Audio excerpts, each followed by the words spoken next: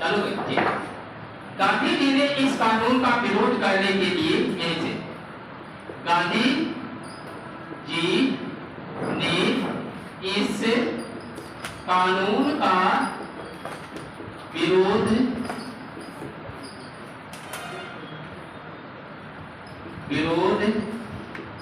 करने के लिए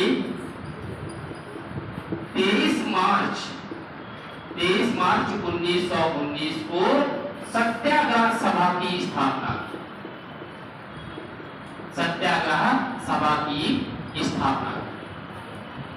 और इस सत्याग्रह स्थापना की। क्या वो सत्याग्रह सभा क्या अकेले कर लेंगे?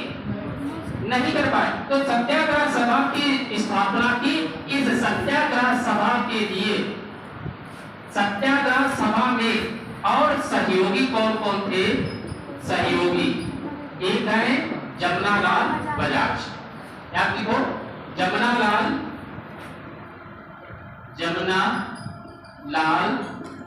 दास, जमनालाल दास।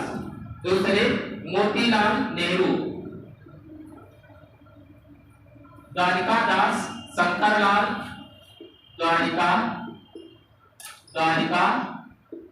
दास, शंकरलाल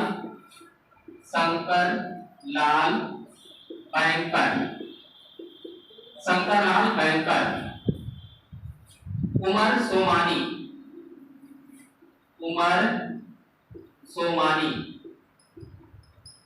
और एक का नाम लिखो, उमर सोमानी, बीजी हरमीत,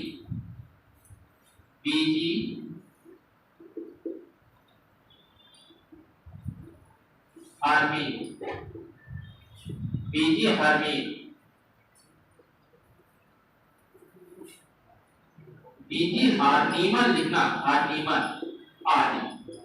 बहुत सारे लोगों ने, इन्होंने सबने क्या किया? महात्मा गांधी के साथ में सहयोग दिया सत्याग्रह सभा स्थापना कर। जब इन लोगों ने सत्याग्रह सभा स्थापना कर ली और उधर ये गांधी जी के विरोधी कांग्रेस में सबसे ज्यादा उदारवादी नेताओं का भी उस समय बहुमत, और कांग्रेस में उदारवादी नेताओं ने गांधी जी का इस सत्याग्रह सभा गठित करने का विरोध किया। हमारी बात समझते हैं ना? सत्याग्रह सभा स्थापित करने का कांग्रेस के उदारवादी नेताओं ने इसका विरोध कर दिया था।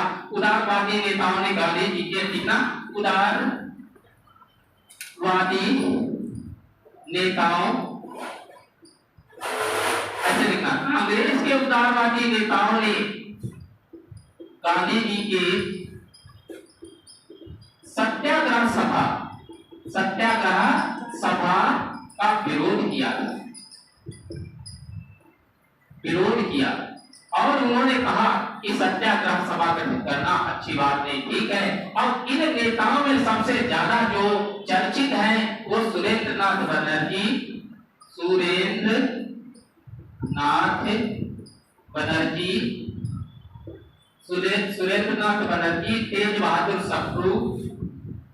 तेज बहादुर सप्रू, श्रीनिवास दास,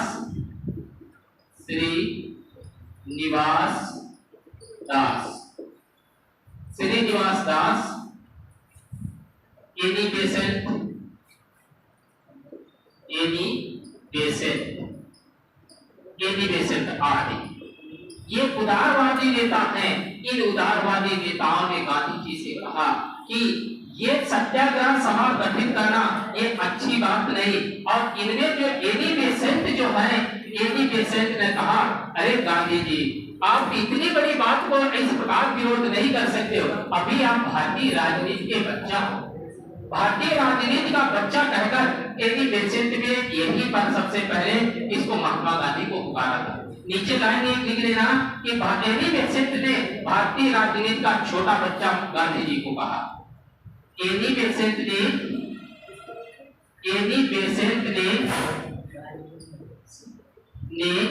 गांधी जी को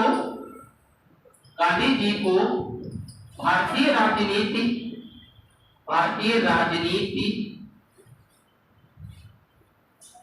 का छोटा बच्चा कहकर उपहास किया था। तब गांधी जी ने कहा कि नहीं, मैं खुद ही करके दिखाऊंगा। देखना, हमारी बात फिर से समझो। जब इन उदारवादी नेताओं ने गांधी जी के सत्याग्रह सभा का विरोध करना शुरू किया, उसमें एनी बेसेंट ने महात्मा गांधी का क्या किया? विरोध किया, उपहास उड़ाया। और एनी बेसेंट ने कहा, गांधी जी भारतीय राजनीति के छोटे बच्चे हो, भी आप इस तरीके से काम नहीं कर पाओगे। तो महात्मा गांधी ने भी जवाब में कहा कि नहीं, मैं करके दिखाऊंगा।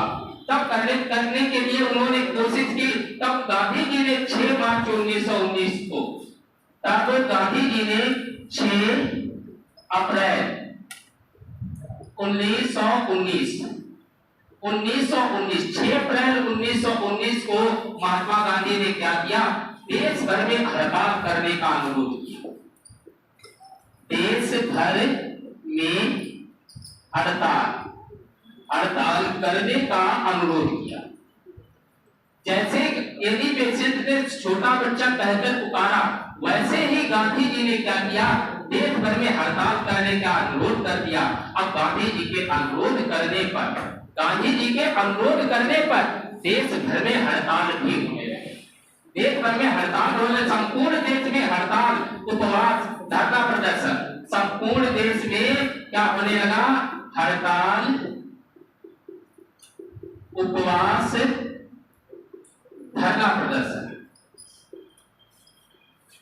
धरना प्रदर्शन ये किया जाने लगा। तब सब देखकर दंग रह गए कि वास्तविक महात्मा गांधी जी कर सकते। संपूर्ण देश में हड़ताल, उपवास, धरना प्रदर्शन प्रारंभ हो गए। और इसी हड़ताल के दौरान देखो, गांधी जी ने कहा था कि जो हम हिंसा का प्रयोग नहीं कर सकते, जहां भी जैसे हैं उनका सहयोग नहीं करेंगे, और आराम से हम क्या करेंगे? हड़ताल करेंगे, काम नहीं करेंगे, उपवास करेंगे, धरना प्रदर्शन करेंगे। ये सभी क्रांतिकारी परिवर्तन के आधार पर चुपके से हिंसा की बदौलत कार्य करना चाहते हैं। लेकिन पंजाब में क्रांतिकारी परिवर्तन की जो बातें हैं वो ज्यादा बढ़ गई और वहां पर हिंसा का प्रवेश होने लगा। तो पंजाब में सबसे ज्यादा हिंसा की प्रवेश होने लगा और हिंसा होने लगी। तो गांधी जी ने कहा कि चलो पंजाब चलते हैं, हिंसक प्रदर्शन को हम रोकते। हिंसक प्रदर्शन करने के लिए गांधी जी जब पंजाब की तरफ बढ़े हैं तो अंग्रेजों ने उन्हें जाने से मना कर दिया, रोक दिया कि नहीं, आप उन पर प्रतिबंध लगा दें। तो उन्होंने कहा ठीक, पंजाब में आप मुझे प्रवेश करने नहीं दोगे तो आप हम दिल्ली चले जाते। तो वो दिल्ली की तरफ रवाना हुए। अब दिल्ली की तरफ जब रवाना हुए तो दिल्ली में भी उन्हें गिरफ्तार कर लिया गया। और गिरफ्तार करके कहाँ भेज दिया गया? मुंबई भेज दिया जाता है। दिल्ली में प्रवेश करने की कोशिश की और दिल्ली में प्रवेश करने को कब गए? 9 अप्रैल 1919 को वो दिल्ली की तरफ जाते हैं और दिल्ली से ही गिरफ्तार कर लिया जाता है। और गिरफ्तार करके कहाँ भेज दिया जाता है? मुंबई। अब मुंबई इतनी दूर पहुंचा दिया गया तो क्या वो वहां पर हिंसा को रोक पाएंगे? नहीं रोक पाते। तो उधर पंजाब में किसी गांधी जी को और अन्य बड़े नेताओं के गिरफ्तार करने के विरोध में पंजाब के जो प्रसिद्ध नेता हैं सैफुद्दीन किचलू और डॉक्टर सतपाल, ध्यान रखना, सैफुद्दीन किचलू और डॉक्टर सतपाल, इन दोनों लोगों ने क्या किया कि सबसे पहले इन दोनों लोगों ने इसका विरोध करना शुरू कर दिया। और कब किया? ये 9 अप्रैल 1919 को गिरफ्तार किए गए सभी बड़े नेता और महात्मा गांधी को कहां भेज दिया गया? मुंबई। जब मुंबई भेज दिया गया तो 10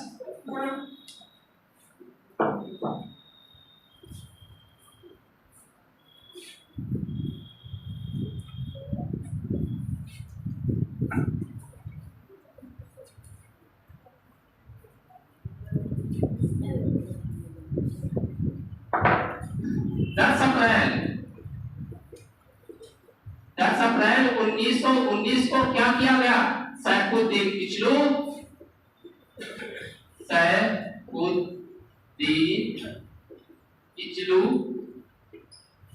व डॉक्टर सतपाल। इन दो बड़े नेताओं ने क्या किया कि अपने यहाँ लोगों को घर से बाहर निकाला और क्या करने लगे, प्रदर्शन करने लगे। प्रदर्शन करके भाषण देने लगे, कहा कि सब लोग बाहर निकलो और बाहर निकल करके कहो कि ये रैलेट एक्ट का विरोध। और कांग्रेसी इन दोनों नेताओं ने मिलकर क्या किया कि रैलेट एक्ट तथा कांग्रेसी नेताओं, जो कांग्रेस के नेता हैं, उन्हें गिरफ्तार किया गया है। कांग्रेसी नेताओं को जो गिरफ्तार किया गया है, उनके विरोध में इन दोनों लोगों ने धरना प्रदर्शन करना शुरू कर दिया और अपने भाषणबाजी शुरू कर दी।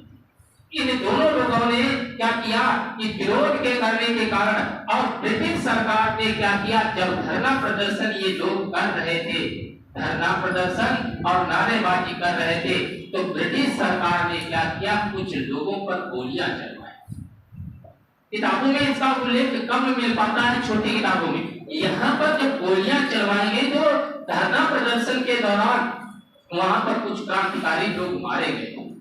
जब क्रांतिकारी लोग मारे गए थे तब क्या हुआ, जब क्रांतिकारी लोग मारे गए, लेकिन इधर डॉक्टर सतपाल और सैफुद्दीन किचलू, इन दोनों को गिरफ्तार कर लिया गया। और गिरफ्तार करके पहले तो उन्हें पंजाब में रोका गया और रोकने के बाद इन्हें कहां भेज दिया गया, धर्मशाला कहां है, हिमाचल प्रदेश। हिमाचल, पंजाब की बजाय में हिमाचल प्रदेश धर्मशाला भेज दिया। और जब वहां भेज दिया गया है तब पंजाब के लोग जो बैठे थे, पंजाब के व्यक्ति जो थे, क्रांतिकारी लोग, वहां की जनता थी, वो तुरंत बौखला गई। उन्होंने कहा कि उधर कांग्रेसी नेताओं को उधर आपने भेज दिया, इधर क्या किया, रैलेट एक्ट भी निकाल दिया और हमारे जो अगवाकार नेता जो थे उनको भी आपने यहाँ से निकाल करके बाहर। तब ये क्या किया, 13 अप्रैल 1919, 13 अप्रैल 1919 एक बैसाखी का दिन है, बैसाखी का दिन। क्या धर्मशाला,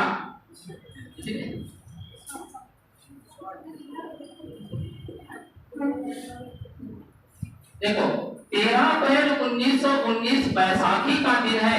और बैसाखी के दिन कहा, अमृतसर। अमृतसर कहां पड़ता है, पंजाब। ठीक, बैसाखी का दिन अमृतसर पंजाब में। और कहा, ये पंजाब के लेफ्टिनेंट गवर्नर, पंजाब के लेफ्टिनेंट गवर्नर कौन है, Michael O'Dwyer. Lieutenant governor Michael O'Dwyer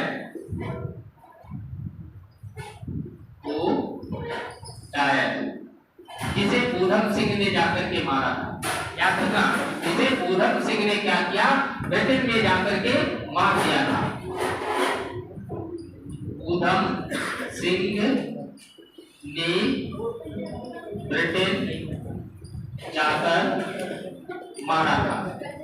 ठीक, पंजाब के लेफ्टिनेंट गवर्नर माइकल ओडायर, जो वहां पंजाब का जो मार्शल लॉ लागू किया गया था, जैसे सतपाल किचलू और सैफुद्दीन को गिरफ्तार करने के बाद वहां पर मार्शल लॉ लागू कर दिया गया था। तब पंजाब के लेफ्टिनेंट गवर्नर माइकल ओडायर, इन्होंने क्या किया, उस समय थे इस हत्याकांड, जब वहां पर एक हत्याकांड हुआ था, हत्याकांड के समय अंग्रेज अधिकारी जनरल ओडायर था।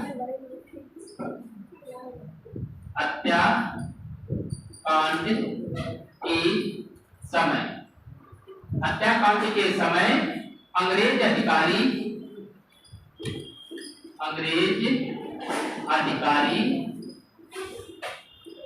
जनरल ओडायर था।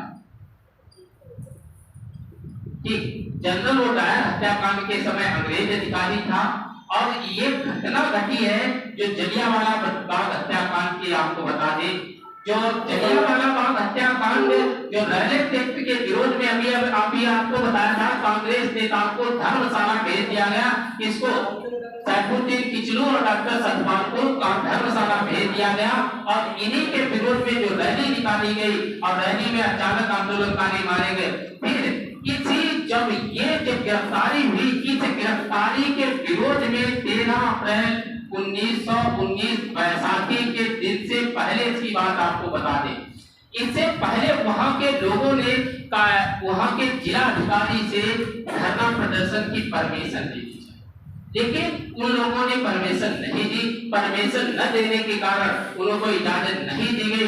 फिर भी क्या किया गया, इन्होंने अपने बैसाखी के दिन क्या किया, एक जल्ली नामक सरदार है, बैसाखी के दिन जल्ली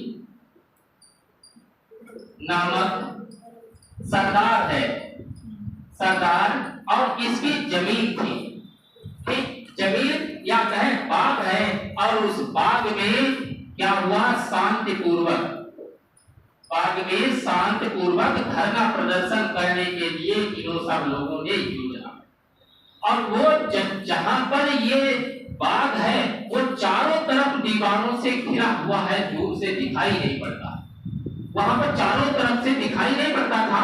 एक सकरा सा रास्ता है, ज्यादा चौड़ा नहीं, सकरा सा रास्ता, चाहे तो नेट पर सर्च करके देख लेना और कोई गया हो तो देखना, तो सकरा सा एक रास्ता है जिसके चारों तरफ दीवारें हैं, और उस दीवार बाग में उन्होंने क्या किया, सभा करने के लिए सभी लोग एकत्रित हुए। जब सभा में एकत्रित हुए थे और उसी समय जनरल ओडायर, जो हम आपको बताए थे, जनरल ओडायर, ये जो यूरोप सिंह ने, देखो जनरल ओडायर, ये माइकल ओडायर बात करे, ये मौके पर पहुंच गया और इसकी सूचना एक भारतीय व्यक्ति है हंसराज, और हंसराज ही उस समय जलियांवाला बाग हत्याकांड के समय हंसराज ही उस समय भाषण भी दे रहा था, जिसने सूचना दी थी कि इस बाग में सभी लोग इकट्ठा हुए, और यही व्यक्ति उस समय भाषण, ये बात नोट करके रखना, लेकिन आपको बहुत कम मिलेगा कि जिस समय जलियांवाला बाग हत्याकांड हुआ था उस समय भाषण कौन दे रहा, ये हंसराज भारतीय जो था, यही उस समय क्या कर रहा था कि भाषण दे रहा था, और यही व्यक्ति जब भाषण दे रहा था उसी समय माइकल ओडायर गेट पर पहुंच गया, जो गेट पर खड़ा होके उसने 3 मिनट का समय दिया कि आप लोग सब बाहर चले। जब बाहर चले जाने के लगभग उसमें कहा जाता है 20,000 व्यक्ति, 20,000 व्यक्ति उस बाग में इकट्ठा थे, और उसने 3 मिनट में भागने का आदेश दिया, लेकिन चारों तरफ दीवारें थी, दीवारें होने के कारण लोग भाग नहीं सकते थे। जो मेन रास्ता है वहां पर इसने अपनी सेना लेकर के खड़ा हो गया। जब सेना लेकर खड़ा हो गया और 3 मिनट में भी धमकाने लगा, और 3 मिनट के बाद इसने गोलियां चलवानी शुरू कर दी, और तब तक गोलियां चलवाता रहा जब तक इसके पास बारूद खत्म नहीं हो जाता, तब तक गोलियां चलवाता रहा जब तक बारूद खत्म नहीं हो जाता है। तो उसमें हजारों लोग मारे गए, लेकिन जब सरकार का अत्यधिक विरोध किया गया, विरोध होने के कारण इसने क्या किया गया, सरकार ने एक हंटर कमेटी का गठन किया गया जांच की करने के लिए। हंटर कमेटी का गठन किया। हंटर कमेटी में केवल 389 व्यक्ति ही मृत दिखाए गए, 389 व्यक्ति ही मृत दिखाए गए, जबकि इससे कहीं ज्यादा। और बता दें आपको, जब ये गोलियां चलवा रहा था उस समय बहुत सारे लोग वही जलियांवाला बाग हत्याकांड में, जो जलियांवाला बाग है वहां पर एक कुआं भी है, बहुत सारे लोग कुएं में कूद गए। लेकिन ये इतना निर्दयी था कि उसने कुएं के पास जा करके गोलियां चलवाई, कुएं के पास जाकर गोलियां चलवाई। बहुत से लोग पेड़ों पर चढ़ गए, पेड़ों पर इसने गोलियां चलवाई, लेकिन मारा नहीं। जितना तक उसने कोशिश की, जब तक उसका बारूद नहीं खत्म हुआ तब तक गोलियां चलवा। और अंततः जब ये पर लास्ट में क्या होता है, पहले एक बात देखो, एक बात देखो, 10 अप्रैल की इस घटना में, 10 अप्रैल की इस घटना के विरोध में 13 अप्रैल 1919 को बैसाखी के दिन बैसाखी के दिन जल्ली नामक सरदार के बाग में 13 अप्रैल 1919 को बैसाखी के दिन जल्ली नामक सरदार के बाग में लोगों ने शांतिपूर्वक सभा का आयोजन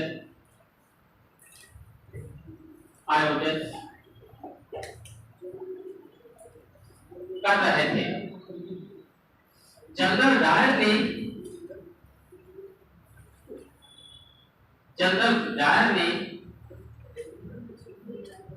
सभा पर सभा के लोगों पर गोली चलाने का आदेश दिया।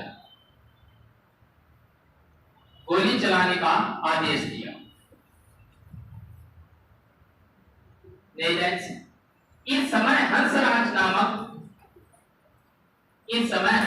नामक व्यक्ति भाषण दे रहा था, जिसमें हजारों लोग मारे गए। हाँ, ब्रिटिश सरकार ने हत्याकांड की जांच हेतु हत्याकांड की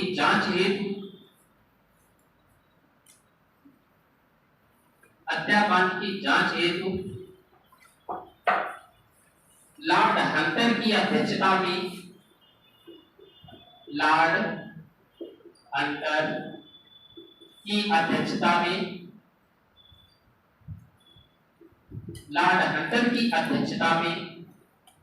हंटर कमेटी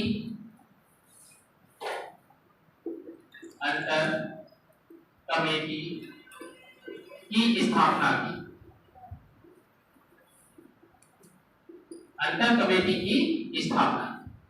जब हंटर कमेटी की स्थापना की, इस कमेटी ने डायर को दोष मुक्त घोषित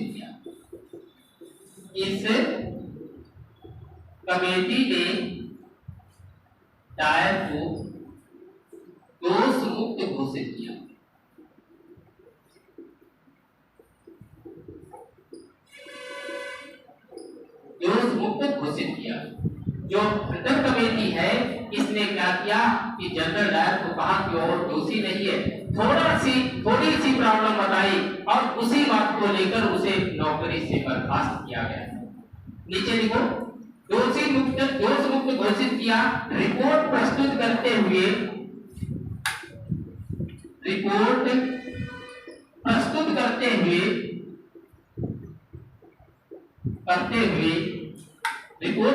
करते हुए लिखा कि केवल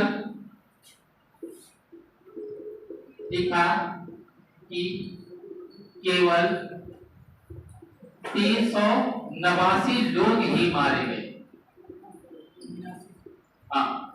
379 लोग ही मारे गए।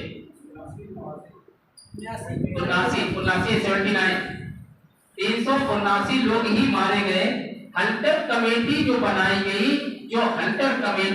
इसके सदस्य भी थे, इसमें कई भारतीय भी शामिल थे, और वो भारतीय जो अंग्रेजों की ही बातें किया करते। कमेटी में अंग्रेजी उन्हीं भारतीयों को शामिल किया था जो अंग्रेजों की बातें किया करते। इस कमेटी के सदस्यों में अगर देखा जाए, जस्टिस रेस्कर कमेटी के सदस्यों में जस्टिस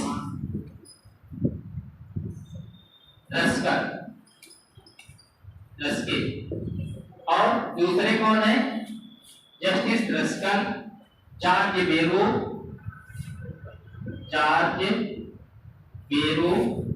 थॉमस स्मिथ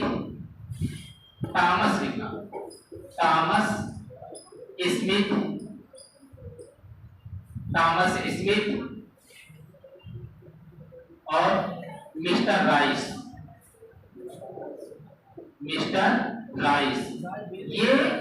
ये 4 सदस्य हैं, इनकी संख्या 4 है। देखो, 1 2 3 4 और एक हंटर, लॉर्ड हंटर। अब सुनो, भारतीय सदस्यों की संख्या, इसमें भारतीय सदस्य कौन है? नंबर 1 चमनलाल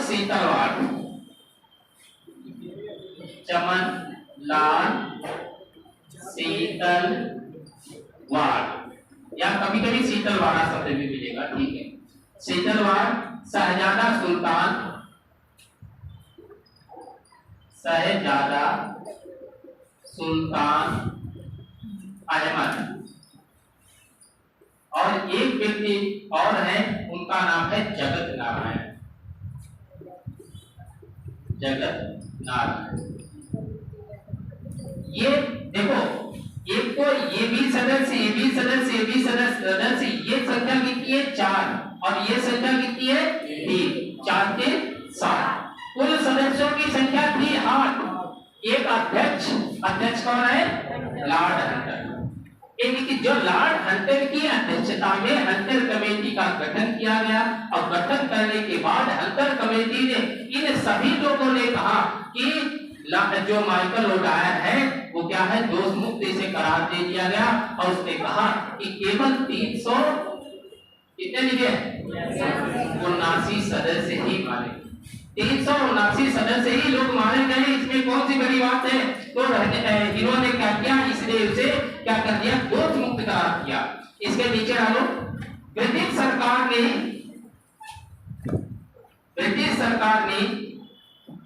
षड्यंत्र रच, ब्रिटिश सरकार ने षड्यंत्र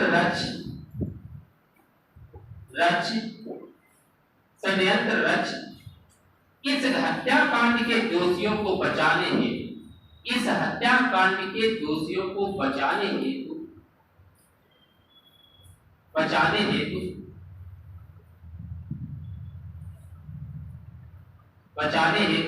इंडेमिनिटी बिल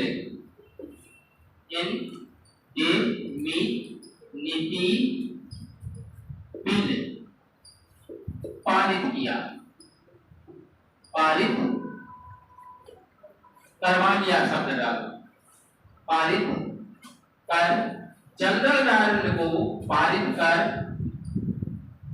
जनरल डायर को नौकरी से बर्खास्त कर दिया, नौकरी से बर्खास्त कर दिया। जबकि अब देखना, जैसे इसे बर्खास्त तो कर दिया गया, लेकिन बर्खास्त करने के बाद वो भारत से तो चला जाता है कहाँ, ब्रिटेन। अब ब्रिटेन में हाउस ऑफ कॉमन्स में जब इसकी बात कही गई, तो इसके जो कुकृत्य किया था भारत में, अंधाधुंध गोलियां जो चलवाई थी, इस कुकृत्य की क्या किया गया कि वहीं पर जब कुकृत्य की प्रशंसा की गई हाउस ऑफ कॉमन्स में, हाउस ऑफ कॉमन्स में इसकी प्रशंसा करते हुए इसे साम्राज्य का शेर कहा गया, ब्रिटिश साम्राज्य का जो शेर है इसीलिए कहा गया। और आपको बता दें, हाउस ऑफ कॉमन्स ने इसे 2600 पाउंड की धनराशि भी पुरस्कार स्वरूप दी थी, एक तलवार इसे दी, सम्मान के तरफ दी थी, और एक बंदूक देकर के इसे सम्मानित किया था। 2600 पाउंड की राशि, तलवार व बंदूक देकर इसे सम्मानित किया गया। और बता दे, मॉर्निंग पोस्ट एक समाचार पत्र है, उसने इसे कम से कम 30,000 पाउंड इकट्ठा करके दिए थे। यही बात नीचे लिखो, सरकार ने षड्यंत्र रच करके इंडेमिनिटी बिल पारित कर जनरल डायर को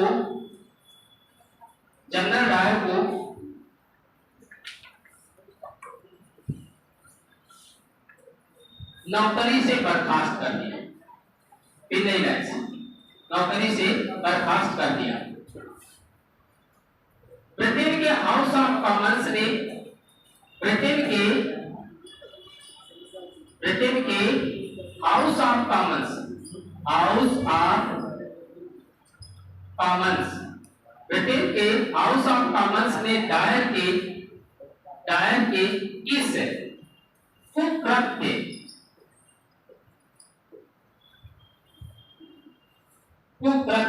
की प्रशंसा करते हुए इसे ब्रिटिश साम्राज्य का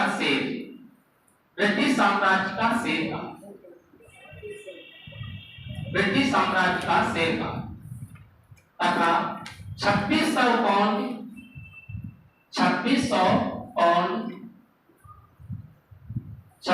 पाउंड की धनराशि, एक तलवार वह बंदूक देकर सम्मानित किया, वह बंदूक देकर सम्मानित किया। मॉर्निंग पोस्ट नामक समाचार पत्र,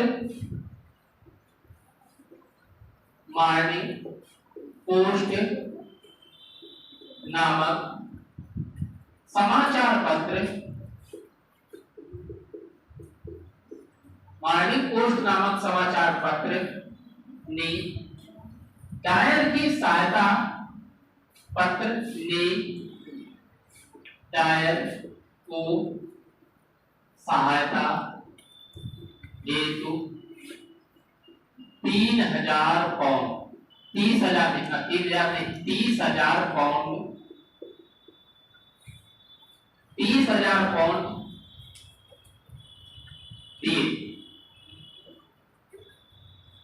30,000 पाउंड दिए।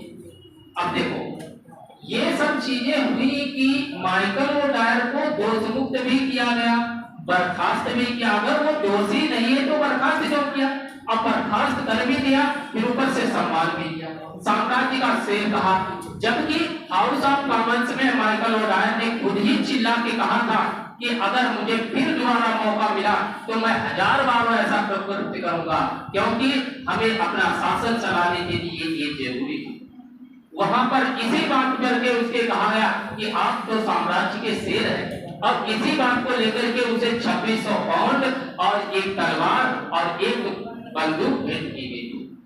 साम्राज्य के शेर की उपाधि भी साथ में मिली। इस घटना की जांच के लिए भारतीयों में ये क्षुब्ध हो गए थे। तब भारतीयों ने क्या किया, अपनी एक कमेटी गठित की। इसी घटना के लिए कांग्रेस ने इस हत्याकांड की जांच करने के लिए अपनी एक कमेटी बनाई। आगे डालो।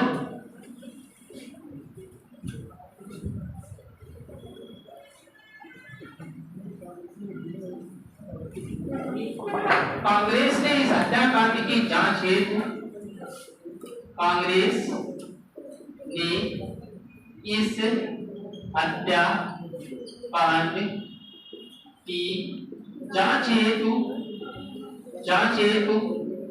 तहकीकात कमेटी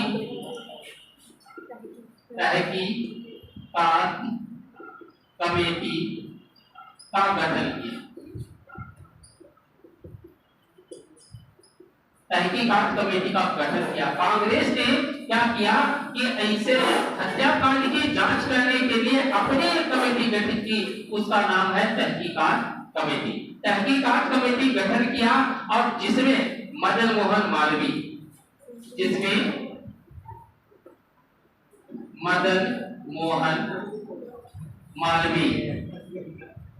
मदन मोहन मालवीय क्या है, अध्यक्ष।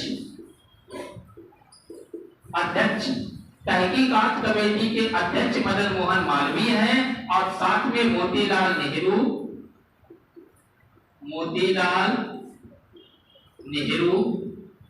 महात्मा गांधी भी इस कमेटी में है। महात्मा गांधी, CR दास,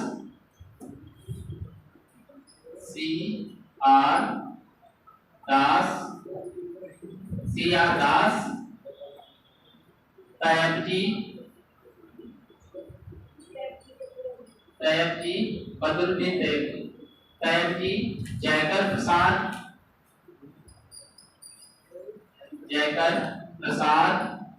आदि अन्य सदस्य थे। अगर खास तौर पर यही सदस्य है तहकीकात कमेटी। तहकीकात कमेटी के सदस्यों ने इस हत्याकांड की जांच की। अब जांच करके इन्होंने क्या निकाला, इन्होंने गांधी ने हंटर कमेटी की रिपोर्ट को पन्ने दर पन्ने लीपापोती कहा। ये तहकीकात कमेटी जो बनाई गई है, इस तहकीकात कमेटी ने हंटर कमेटी की रिपोर्ट को पढ़ा और समझा और फिर अपना फैसला सुनाया। तब महात्मा गांधी ने हंटर कमेटी की रिपोर्ट को पन्ने दर पन्ने लीपापोती कहा। ये शब्द नोट रखना कि गांधी जी ने हंटर कमेटी की रिपोर्ट को पन्ने दर पन्ने लीपापोती कहा।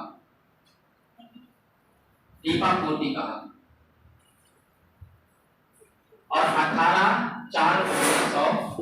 18 अप्रैल 1919 18 अप्रैल 1919 को गांधी जी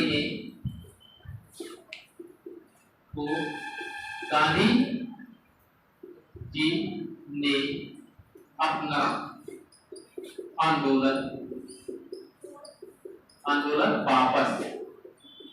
वापस ले लिया। 18 अप्रैल 1919 को गांधी जी ने अपना आंदोलन वापस ले लिया। कौन सा आंदोलन? हमने आपको बताया था सत्याग्रह सभा की। जब उन्होंने कहा राजनीतिक बच्चा तो हर जगह धरना प्रदर्शन हड़ताल की बात कही थी, वो 18 अप्रैल 1919 को गांधी जी ने वापस ले लिया। अब वापस लेने के बाद उन्होंने कहा ये हमारी हिमालयी मतलब सबसे बड़ी भूल थी, इसे वापस ले लिया। इस एक्ट के विरोध में की गई हड़ताल को नीचे लिखो, इस एक्ट के विरोध में की गई हड़ताल को गांधी जी ने अपनी हिमालयी भूल कहा। हिमालयी भूल कहा।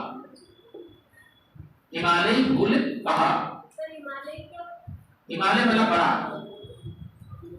मतलब बहुत बड़ी भूल, हिमालय जैसी इतनी बड़ी भूल हमारी हो गई। इसी समय चमनदीप के नेतृत्व में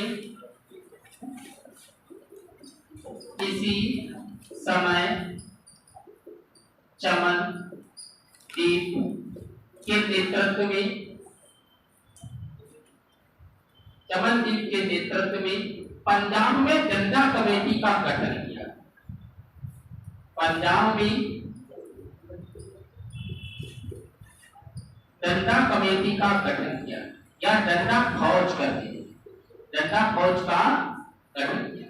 आपको बता दें यहीं पर जब पंजाब में जलियांवाला बाग हत्याकांड हुआ था, उसके बाद में उन लोगों ने क्या किया कि वहां पर बमबारी भी की थी। तब उन्होंने पंजाब के लोगों ने कहा कि अब अंग्रेज ऐसे नहीं मानेंगे, इन्हें मनाने के लिए कुछ न कुछ करना पड़ेगा। तब चमनदीप ने क्या किया, डंडा कमेटी या डंडा फौज का गठन किया था, इन्हें सबक सिखाने। जब ये हत्याकांड अभी फुर्सत दे ही नहीं पाया था, उधर विश्व स्तर पर आपको पहले बता चुके हैं कि जो ब्रिटेन है वो द्वितीय विश्व युद्ध में विजयी रहा। अब विजयी जब द्वितीय विश्व युद्ध में विजयी रहा, अब विजयी होने के बाद इसने क्या किया, जो विजयी होने के बाद इसने ब्रिटेन ने क्या किया, उधर तुर्की की तरफ विश्व स्तर की बात करें, तुर्की को विभाजन करने के लिए इसने फैसला कर दिया था। इस्लाम धर्म के अनुसार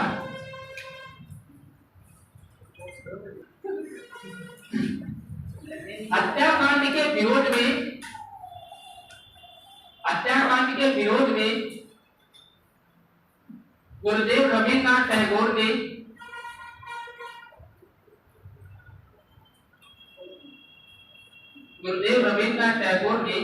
नायक भुटकी उपाधि त्यागी। आपको बता दें 1913 में रविन्द्रनाथ टैगोर की एक पुस्तक है गीतांजलि। गीतांजलि के लिए नोबेल पुरस्कार मिला। जो 1913 में उन्हें नोबेल पुरस्कार मिला था, जो नोबेल पुरस्कार मिला था इसी बात के लिए खुश होकर अंग्रेजों ने उन्हें नायक भुटकी उपाधि दी। दूसरी बात देखो क्या लिखा, नायक भुटकी उपाधि त्याग दी। 1913 में गीतांजलि के लिए नोबेल मिला था।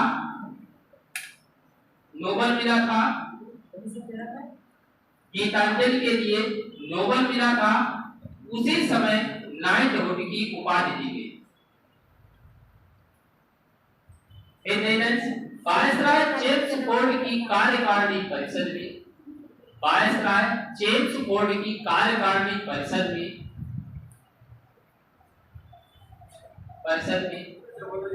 वायसराय जेम्स फोर्ड की कार्यकारिणी परिषद में